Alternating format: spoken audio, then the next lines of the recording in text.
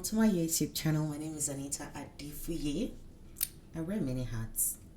Oh, for those who are, hey, welcome if this is your first time here. My videos are unscripted, so deal with me. But for those who are new, thank you. Welcome. Glad to have you. Don't forget to subscribe. Please do. And for those returning, thank you for being here. I really love having you guys here. Thank you so much for all the likes, the comments, the shares, the encouragement. And yes, don't forget to hit notification bell as well, so you know every time that I have a new video. What do we talk about here? Several things. I just want to make a quick announcement. For those who might be wondering why they don't see career-based videos here anymore, it is because we have moved that content to the Advanced and Fulfilled Coaching Company YouTube site. Yes, we now have a YouTube site. And for those who are wondering what that means, I'm the founder of a company called Advanced and Fulfilled Coaching Company, and this is a company that helps racialized and immigrated professionals in Canada advance their careers. So, Advanced and Fulfilled, that's what you're looking for on YouTube. Please, you guys, flood it there. Subscribe. Thank you so much. God bless you. And for here, we are dedicating this channel now to just talk about just life in general, but even more importantly, for those who don't know, I'm an author and I wrote a book about my journey with child sexual abuse and how I overcame all the struggles with it, including suicide, depression, and other mental health issues. And so now I share my story and my journey to help others overcome, to also create awareness and education on gender-based violence and mental health, and just to help people. But even if you don't have any experience whatsoever, it is still highly recommended that you learn to listen to videos and contents like this, so you know what to do if you come across someone who's going through something, and or at least you can just be generally more empathetic, compassionate human being. How about that? Anyway, thank you for being here. Today we are going to be talking about a topic of this is something that I had, and I didn't know I had this until things went really south for me, and that is the topic of post-traumatic stress disorder, or commonly known as PTSD. Now, I know that there are people who think that people throw around the word mental health. I have mental health challenges, I have mental illness, just because. Well, I won't take away from that. And yes, maybe I agree that there are people who abuse mental health challenges and having them or not. But there are also people who nobody wants a label. Nobody wants to be labeled as anything. But if you don't even know what you're dealing with, but you're dealing with it and you are suffering, like I did, then you want to know what it is you're dealing with, so you know how to help yourself or how to get the help that you need and how to come out. And even if all you want to do is pray about it, you know what exactly you are taking to God. And so I just really want us to keep an open mind on topics like this and really just learn. You just might be the person who's available when someone is in a situation and need help, and you need to know what to do. So without much ado, what is PTSD? And as I'm sharing this, I'll also share with you, I'll infuse stories of times when things like this have happened to me, what I did, and how I was able to eventually overcome this. Disclaimer, I never went through therapy, even though I went through child sexual abuse and molestation, one of the abusers being my own father. But I never went through therapy, and I'm fine. Now, you might need to go through therapy in your situation. So please, if you need to, get that additional help. Well, I didn't go through therapy. I had great support system. I have faith. I have faith in God, and I applied that faith, and it worked for me. And again, I will share and infuse what that really looks like. Okay, so first of all, you need to recognize what PTSD is. In case you're like me, you're experiencing and you don't even know that that's what you're dealing with, and what can be done.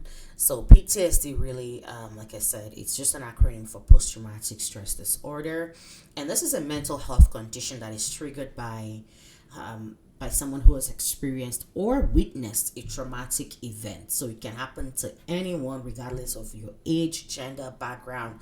People have historically identified PTSD with war veterans who go to war, and because of the experiences of war, they come back and then they're having like severe nightmares and all of those things. But it's not just veterans who have experienced PTSD. I remember for me and I mean, over the years of my life, there are times that I've experienced this and again didn't know what it was, but it got worse. And that's what happens. Leave it unattended, it gets worse. Because the traumatic events, and as you can see, one of the symptoms, the traumatic events have a way of wanting to almost at some point take full control of your mind. It's weird. It's just something that happens. I'm not a psychologist. I'm not a mental health doctor or anything. This is just my story and how I was able to navigate through it. And so I won't use all the fancy terminologies, so forgive me. And so common causes of PTSD, yes, combat exposure, sexual assault or sexual abuse. In my case, accidents. I also experienced that. Natural disasters, war, or I experienced crisis where like people, there were armored cars, and I lived in a city where crisis was like our everyday thing. And any other kind of traumatic incident, death of a loved one. You know, as many of you know on this channel, I lost both my parents by the time I was 17, but my parents, 17 or 18, but my parents were dead and gone. You know, so all of these things, quite frankly, are all traumatic events. So people imagine where I was. And the duration of symptoms may manifest shortly after the event or appear months or even years later. And as you can, if you've read my book, you know that mine appeared years later. And there were times where, you know, some of it appeared a little bit and then it felt like it left me, and then it really came back full blown. In 2018 was when I really experienced a deep level of PTSD. It was bad. Anyway, so what are the common symptoms of what you would see? Now, number one is that you experience those symptoms. This is horrible, people. Oh my God, this was bad. It was bad. It was bad. It was bad. It was bad. It was bad. It was bad. There are times that, and you know, the funny thing is it comes unannounced. That was the problem. It comes unannounced. I remember one time, and I wrote this in my book, I remember one time being at work and sitting down, and then the intrusive thoughts started to come in. And yes, sometimes when you're experiencing those, it's almost as if the thoughts are intrusive. You can't seem to control them. They just come. I don't know how that happens, but it just comes. But you know what's worse is that in that moment, you are experiencing everything you experienced like you did the day it happened. So for me, I don't know how I'm going to tell you this without getting a little graphic, so forgive me. Trigger alerts, trigger warning for anybody who might have any issues. For me, what that looked like was that for every time that, you know, I felt the pain of someone holding my hands against the wall, I felt the pain of someone pinning me on a bed, I felt all of those pain. I felt the pain of someone trying to grind on me. Like I felt every pain, every emotion, and I will sit there unable to move, almost as if I'm frozen in time, crying my heart out and just praying and hoping for it to stop. I couldn't even call Jesus. It was terrible. It was terrible. And so in re-experiencing those symptoms, they can come up as intrusive thoughts like I had. They can come up as hallucinations as well. It's hallucinations are real, apparently, people. So I had a lot of hallucinations, and then it can come up as flashbacks. That also happened. All of these happen. Now, when you're getting to the point where you're even experiencing several symptoms at the same time, it means it is getting really bad. And I would experience nightmares. I got to a point where I dreaded the nights because I couldn't sleep, because I'd have terrible nightmares of events that happened. And I dreaded the day because I'd have intrusive thoughts, hallucinations, and flashbacks. So I barely slept. I remember one time I couldn't sleep for 3 straight days. I couldn't even get up. It was bad. And I don't think at the time, my husband, I mean, he knows all of my story and everything, but I don't think even he understood what was going on. I didn't even understand what was going on. I just sat. Like I would sit. The only thing I'll do is get up, pee, get up, eat. My kids will come hug me there, talk to me there. It was just bad. I couldn't move, people. Yes, people go through things nobody knows. And people who know me always say, how did you go through this and we did not know? I don't know. Anyway, so that's symptom number one of PTSD. PTSD symptom number two is avoidance symptom. You want to stay clear of anything, everything that reminds you of the event, of the situation. And so for me, I hated Christmas for the longest time because my father died during Christmas. I hated October because my mother died in October. Oh boy, I hated September because our youngest brother died in September. So those were events, dates, months that I hated. And it's funny because when those months are coming, I start to feel the sense of gloom. And there are certain places that I felt weird going to if I had to. I remember when I had to move to Abuja at the time, something in me fought it so much when I used to be in Lagos, Nigeria, and then I had to move to Abuja, Nigeria for work. And something in me was just very vehemently opposed to the idea.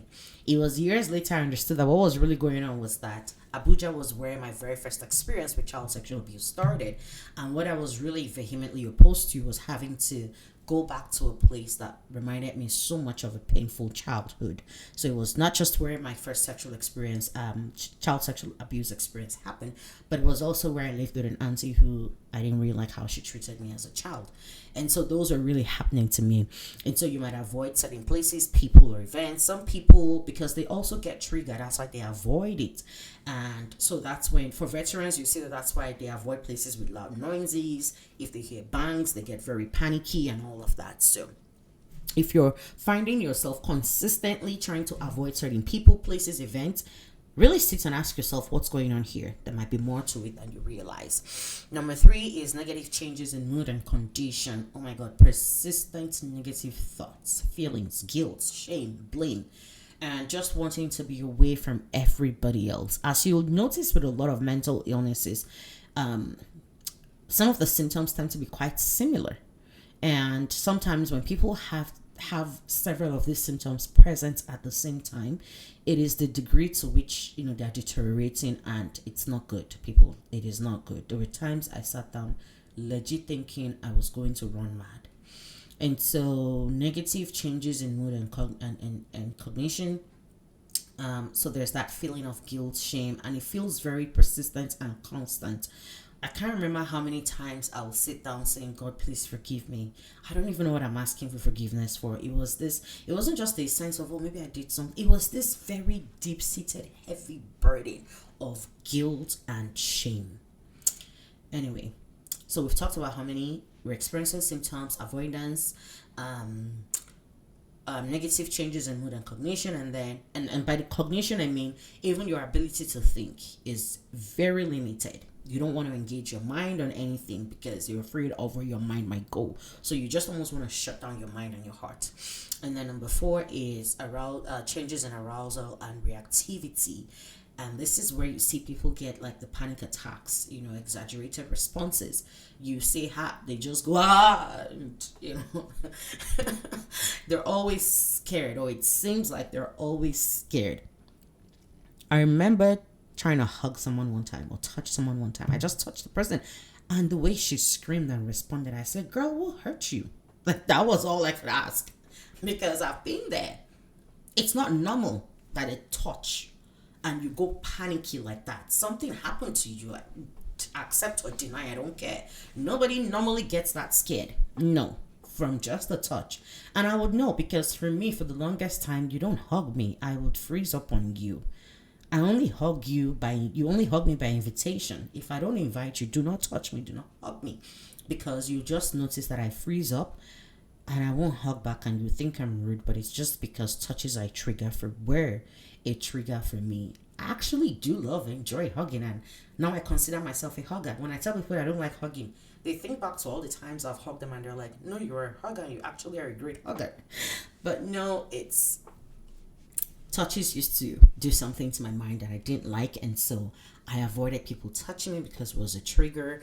You get easily irritated by certain things, and that was one thing for me too. Especially as a man, you touch me, it irritates me, it irritated me. I hated it with everything in me. And then you're hypervigilant, constantly hypervigilant, almost sort of paranoid. they're not paranoid, they're dealing with something, right? And then, so if you notice, this is just a few of the symptoms. I had some symptoms that I really like. I just want to see if any of them. So in avoiding talking about it, one of the things is that you also don't want to talk about the issue. Yes. For those who don't know, this is my book Reve-Healed. Yeah, it's beautiful. It was done by Worritel. Okay, I had to take a sneak peek there to see. So yes, I wanted to check to see, because the way the book is written, I don't just tell you my story and what happened, but I also share a little bit of insights on some of these topics as well. So these are 4 common symptoms that I just want to speak to today. Now, how do you deal with them? How did I deal with them? Now, again, remember that I said that at the time, I didn't even know what was going on. All I knew was I just needed it to stop, because I needed to be able to sleep. I needed to be able to work. I needed to be able to be with my family, with my children. And this was really getting in the way of living my life. And so one of the first things that I did was, I remember one day, I went into sort of like, I don't even know what it was, a panic attack, something, for 20 minutes straight. I didn't even know who to call. I didn't even know who to talk to. And I ran into the bathroom at work, and I sat there, and I just kept crying and crying and crying. And I just kept saying, God, help me. And I remember, like I said, I've never been to therapy. So what I did first was, I remember sending a message to a friend to say, hey, I'm dealing with I don't know, I can't tell you what I'm dealing with, but pray for me.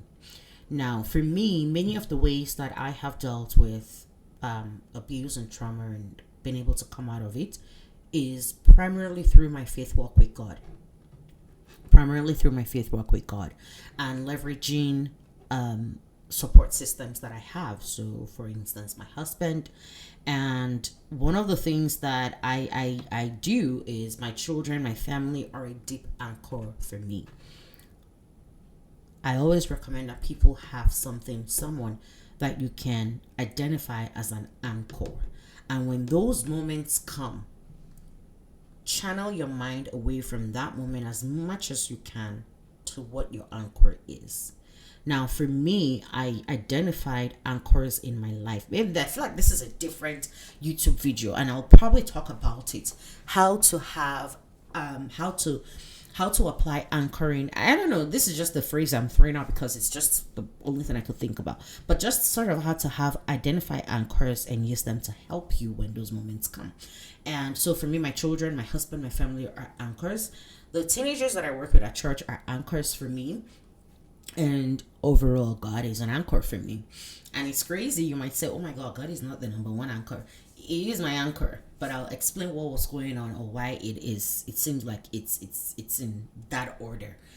Because our human minds have a way of wanting to deal with something that you can see and explain first, right? And so that's why my family seems to be like the first anchor. It's that I think about them, I can visualize them, right? I can visualize them, I can see them, I can see the look on their faces when I think about, oh my God, if they hear their mother committed suicide, what would that look like? I can see what their faces look like in those moments, right? And so it serves as an anchor because I don't want them to have that face. Right, and so that in itself had a way of calming me down. So I leveraged support system. I sent out messages to several people to say, I'm going through something. I can't tell you what it is, but pray for me. And I felt them praying for me because there are times that scriptures will start to drop on my heart. Now, there are windows where you're not going to be going through any of those symptoms that we've talked about. Those windows are very critical. What I will do in those windows, I would write down scriptures. And then I started plastering. People at work probably thought I was crazy. I had sticky notes of different Bible verses and scriptures all around me. At home, at work, everywhere, scripture. And I have them around me. And so when I get into those moments of intrusive thoughts, they are all positioned in such a way that even if I look down, which sometimes I might be like this because I'm at work, and thankfully my back is always to everybody also when they're passing by, they don't see what's going on in front of me.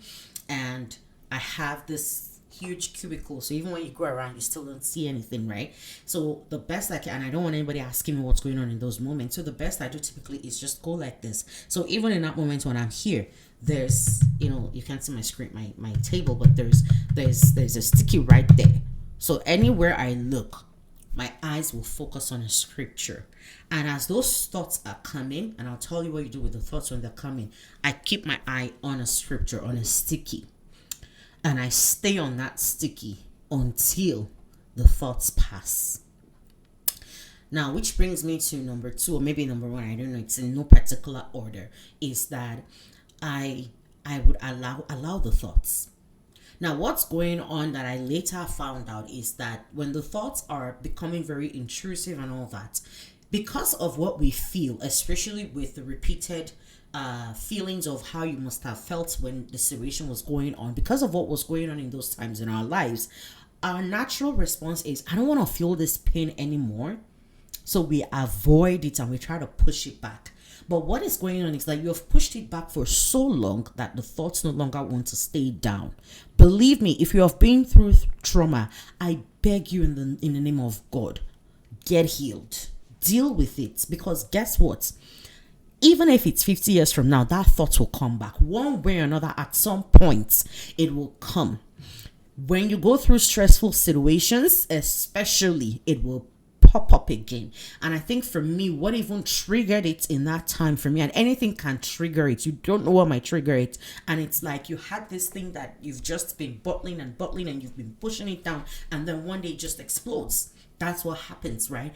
All it takes is one trigger. For me, in that season of my life, because of school, work, and everything that was going on, I had an extreme level of stress that I had put myself under, and that was the trigger, and I couldn't control it anymore. And because of what I thought people thought of me, I was too proud to even really come out and say, "Oh my God, I'm drowning here, people." It was scary. I also didn't know what to tell anybody. And again, let me even say this. Sometimes people might say, "But why didn't you say anything?" The truth is that when I show up to a church, for instance, and all I hear is, "You can't be in God, I have mental health issues," I won't talk to you. No, I won't. You won't expect me to talk to you. Because why? I know already what you will think of me. So those kinds of comments. So sometimes people know that when they say some things, sometimes I'll just walk away. I'll just look at the person like, you don't even know anything, and I'll just not say anything. Not because what you're saying is not true, but you can add compassion to what you're saying. Now, look at this. A child of God should not experience sickness. And if you are, there's a way out. Versus, you can't say you're a child of God and be sick. Two different things.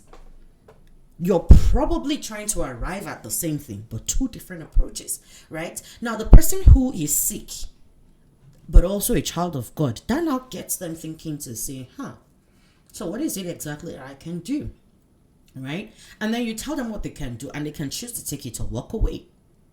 But the truth is that people deal with these things, and they're real. And it doesn't take away the fact that they're any less in God. Believe me, as much as I was going through all of these things that I was going through, I couldn't pray verbally, but in my heart of hearts, I always just used to tell, I communicated with my heart so much in that season of my life. There were many times that in my heart I'm praying and I'm saying, God, all I could say is that that's when I realized that even prayers like just God help me is a powerful prayer. All I could say was, God help me. Lord help me. That was all I could say. And believe me when I tell you that in those moments I'll find relief.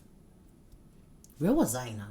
Anyway, so I've talked about leveraging support system. I asked people to pray for me because I really couldn't pray a lot for myself. So who are people that you can reach out to say, pray for me, and you know that they will actually pray for you? And then 2, I put scriptures all around me to really just help me, because in that moment, what was going on is my eyes were looking at something that the thoughts, technically I was allowing the thoughts play themselves out, but because my eyes were on something, it was weird, but there was this way that my mind was working where it's like my eyes is on that thing, so I'm not really feeling the pain because my focus is on something else, but the thoughts still play themselves out. Because I realized that what those thoughts were trying to do was really just find a way of escape. And they needed to come out, and I couldn't even push it down anymore. So they needed to come out, so I let them out. And, that way it was almost really helpful. And when it passes, you just see me sigh a sigh of relief. And then I would read out some of those scriptures to myself. well, to the degree that I can read it out loud, I would read it out to myself, and it was helpful. Number three is or and these are things that I did, right? I'll go to the more generic things of what you can do.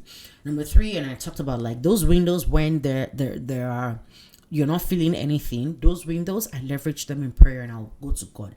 And see, here's another thing I want to say with us as children of God is be honest with God. God already knows what you are feeling. He already knows what you're going through. Be honest. Be honest. God, if you hear some of the prayers I used to pray in this season of my life, you think, what is wrong with this person? I will go to God in prayer in those moments and I'll be like, God, I don't know what is going on. And legit, these are prayers I used to pray. I don't know what is going on. God, you were there. You let them do this to me. I don't know what I'm supposed to feel. Now I'm the one here. I'm sure they are somewhere living their best lives. I'm the one here going through this. I don't know how to deal with it. I just need you to help me. In Jesus' name, amen. And that's it. I'm done. If I didn't realize in Jesus' name, that's it. And I'll just move on to something else or do something else, whatever it is. Anyway, but in those moments, even in just expressing myself to God and how I felt, to say, God, I'm tired. Do I have to be here? I don't want to leave anymore. Just help me. Let me just sleep and never wake up. So that way I don't have to commit suicide and put everybody else in pain. I know, they'll still miss me because I'm dead, but at least they can move on with their lives because it was natural. These were prayers I was praying. Oh, God help us. These were prayers that I was legit praying. And it's crazy because in those moments, I also hurt God. In those moments. I remember vividly one of those moments that God said to me, you're not the first person to feel like this, to feel like you have to end it all. And I'm like, really? Tell me more. And I mean, before then, I'd always heard stories of people like Elijah and the rest of them in the Bible and how they wanted to just take it all away. I'm done. I just want to die and go. But those are the moments that those people really started coming alive to me in the Bible as well. And I'll go read about their stories and learn about them and what they did. And it's funny because I would literally just read the Bible. I didn't try to engage. I couldn't really engage my mind much. Every energy I had to engage my mind, I left it to deal with work and school. Anything outside of that, I really couldn't engage my mind so much. And so anyway, and then so that was that, right? Is that in those moments where the opportunity, that window opens up, I still use them to pray. And then the other thing that I did that really helped was eventually talking to my husband and then talking to my pastor to say, just so you know, here's what I'm dealing with. Here's what's going on with me. I don't know how to deal with this. I don't know how to come out. Because now they know. So when they see you in certain moods or when they don't see you at church, they know how to show up to help. Oh no, actually I told my pastor much later. But at least with my husband, he now knew. So when I start sleeping in again, like half the time he still didn't really know what to do. Because again, none of us really knew what to do. But at least he knew to pray for me. He knew to take kids, separate away. Because there are times that I'll just yell at them, or there are times that I'll just not even talk to them. I'll just be there and I'll just be looking, and so that was going on as well. But when I get into those moods, he just knew what to do. There are times that I'll just sit on the TV and I'm watching, but I'm not really watching. Like I'm just sitting there and I'm just staring at the TV. And he will just come, turn it off, and I'll still not move or flinch. And he'll go and sleep, and I'll still be there, still not move or flinch, right? So at least knowing that, okay, there's something is going on, he now knew little things to do here and there without necessarily intruding, but also helping, if that makes sense. So yes, leverage your support systems. And then I think one of the biggest things, and this is where I talk about the anchoring that really helped anchor me, is that there were times that I didn't have a choice. I had to go out. Like I just couldn't. And some might say that it's because it wasn't as bad yet. I will go out, and sometimes you might catch me in bathrooms crying. You might catch me just being all moody and by myself and not really talking to anybody. But I would really, at least going out in itself and forcing myself to go out really helped. So I really thank God that I didn't get to the point where I completely shut out on life. Like I said, I thought I was going to get there, but God was faithful. And then after a while, there are times that I started, just being more mindful with myself. And this is even where I'll talk about some of the more generic things to help you, right? Is being more mindful and learning to relax. So there are times that even when I felt like I might have nightmares, I'll still go and sleep. I'll go to bed mentally ready to say I'll have nightmares, and I'll wake up, I'll process the nightmare, and then I'll go right back to sleep. And it helped. It helped. The biggest way to do a PTSD, I think, for me, and at least what worked for me, is allow the thoughts. They want to come, let's play, right? Allow them and process it. The biggest thing I think I realized that was going on was denial. I was denying that things happened to me. And my thoughts were trying to say, no, but they did. Here's proof that they did. And because I kept denying, the thoughts it was like a battle between us, right? And so the moment I accepted and said, yeah, this did happen. What really happened? And I allowed the thoughts in, I would feel the pain. And in those moments, I will brace myself for the pain, feel it. But when I'm done, guess what? I found out that the chances that that particular piece of that event will come up again was very slim. Or when it comes, I would process it to say, what really happened here? Why did it happen? What could I have done differently? How am I feeling towards this person? I would process it. Sometimes I'll write things down. And it really helped. And then the other thing I'll do is, instead of just sitting down and wallowing away, if it means I would force myself, I'll go into the bathroom, take a bath, take a shower, soak in the bathtub, whatever I needed to do, and then go for things like massage, and just even from a body hormonal release, and whatever those hormones are, oxytocin and the rest of them, they really helped, because just having those things really helps as well. And then like I said, because I had to go out to work and everything, I built routines around that life as well. I built a routine around my life, and that helped because it gave me a sense of stability. So I needed to go to work, and I think that it's funny because this period of my life was one of my lowest in spiritual, but also one of my deepest. I don't know if that even makes sense, but it was one of my lowest moments, but also one of my deepest moments. I rediscovered God in a whole new way, people.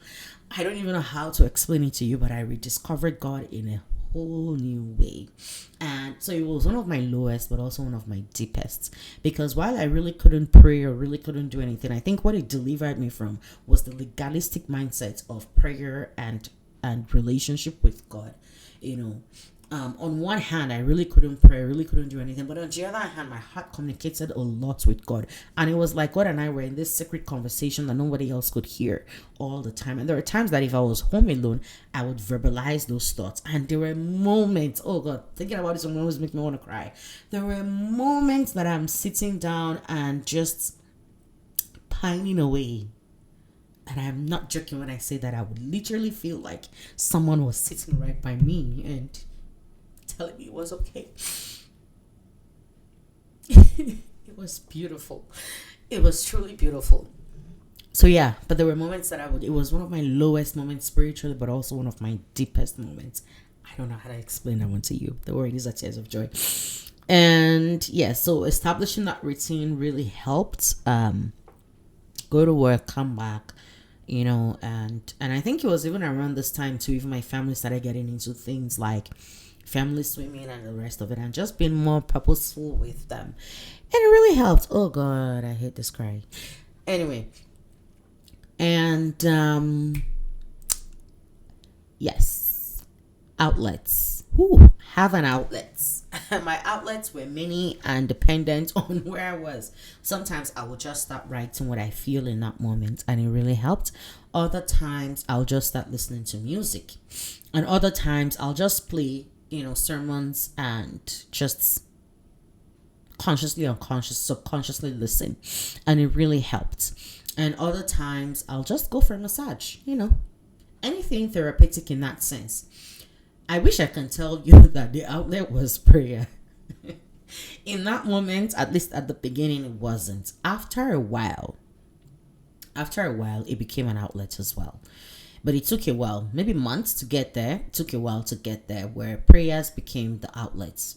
Again, like I said, I think that we've religionalized prayer so much that if I'm not like sitting somewhere 1 hour blasting in tongues, that I'm not praying. Like I said, my heart communicated with God a lot in this season, and that in itself is prayer. But now I'm talking about like the actual verbalization and sitting down to say I'm praying, right? And it often started with things like I mentioned earlier. God, why does this happen? Why did this happen to me? What do you want me to do with this? And it was in that place, in that moment, that the everything, Loudsilences, the book, YouTube, all of it were birthed in this time as well. So when I tell you it was one of my lowest yet my deepest, I kid you not. Now the implementation came up in the pandemic, but it was a journey, it was a process that I needed to go through. And then finally understanding what you're going through would matter. Now again, if you are someone who is into therapy, or you need therapy, some of you, not everybody might be able to just self-manage through like I did. And I acknowledge that. If you need to, see a therapist, please. If you need that help, see a therapist, because they would know exactly what to do. Now, don't just label yourself. Again, you have to see a combination of some of these symptoms before you can call it PTSD. In worst case scenario, talk to a licensed professional about how you're feeling. Now, before anybody makes you feel bad about wanting to understand what you're going through to get better, when people have headaches and it persists, they've taken Tylenol, they've taken Advil, they've taken everything. What's the next best thing they do? They go to see a medical doctor. So please don't shame anybody if they say, I need to see a psychologist or I need to see a psychiatrist. What do psychiatrists do? Sorry. I apologize, people. Anyway, whatever they say they need to see, let them see so they can get the help that they need. Please do not shame people for that. If you physically are not well, you will go see a doctor. So if somebody feels mentally unwell, let them go see a doctor who is licensed in that area as well. The goal is we want to get better. And finally, so if you need to see a therapist, but learn a little bit more on even yourself to know what works for you. Try different things, and then you'll land on the best that works for you. And then the other thing I want to say to you is, and I know it's part of the routine piece and anchoring piece, is try your best. Even if you're going to show up in a place and be all gloomy, you're better off doing that than just sitting at home by yourself. And that's one thing I learned, because the days that I would at least force myself to go to church, the days I would at least force myself to go to a party we're invited to, I might go there and people will be like, what's going on? You're really quiet. And I'm like, yeah, I'm just not in the mood for it. And I'll just sit there. But just even being there, by the time I'm leaving, my spirit is a little lifted. I have more energy, and all of that. Sometimes I'll just dance, working out and all of that, and it helps. So find different things that work. Try different things. Apply them and see what works for you. And if you need to, see a therapist. If not, talk to a spiritual leader, a counselor, anybody. But just don't try to do this on your own, because you are not supposed to do it on your own. PTSD is not a death sentence. Anybody can come out of it. I did. And you don't have to be, what's the word? Like, you're not dependent for life on anything. Again, like I said, many of these things that I'm dealing with, I'm talking to you about it now, right? And I can talk to you about it because I've been through it and I've come out of it, right? And so I believe that you can too, and you will. All right. So I pray for everyone who might be dealing with anything. Look, you already went through a traumatic experience. Show yourself small grace. And if you're someone who hasn't been through any of these things that we're talking about, I hope that this helps you understand the things that people can sometimes go through. We all walking human beings, and then we come out, we smile, we look good, we wear wigs and all the things that we do. But we don't even know what people are going through beneath the makeup, beneath the hair. We don't know. And it's important that you are kind to people. Be kind to people. It is very important. You don't know what people are going through. Smile at people. The little things, they go a long way. Smile at people. Say thank you. Say please. Be kind. Be cautious. Throw compliments. Be very generous with your compliments to people. You don't know how that little thing might help them. I remember walking into church one day feeling very heavy, And a child walked up to me and just gave me a hug, almost as if she knew what I was going through, and gave me a hug. And there were adults who didn't even see that I wasn't even myself. Again, people won't always say, right? So don't even get stuck up on that, right? But I just shared to say that I clearly wasn't in my normal, regular mood. I remember vividly that incident. I wasn't in my regular, clear mood that day. I just at some point stood by myself. I wasn't talking to anybody. And maybe part of me low-key just said, let me stand here and see who would pick up and come talk to me. Everybody just walked past me. It was almost as if I was even invisible. Again, sometimes too, what you're looking for is what you get, to be honest with you. So, but again, it was just a very interesting. And then one little girl just walked up to me and gave me this deep hug, as if to say, girl, I see you. All right. So, but really, sometimes stop to look at people, say hi, talk to them, ask them how they're doing, and genuinely care. And I really just hope that we can all be better in our relationship with one another, but even more so in our relationship with ourselves. You've been through trauma, show yourself grace. And I know that, like me, you'll come out on the other side. And I just pray for God's peace to envelop you in this moment, keep you, guide you in your way. In Jesus' name.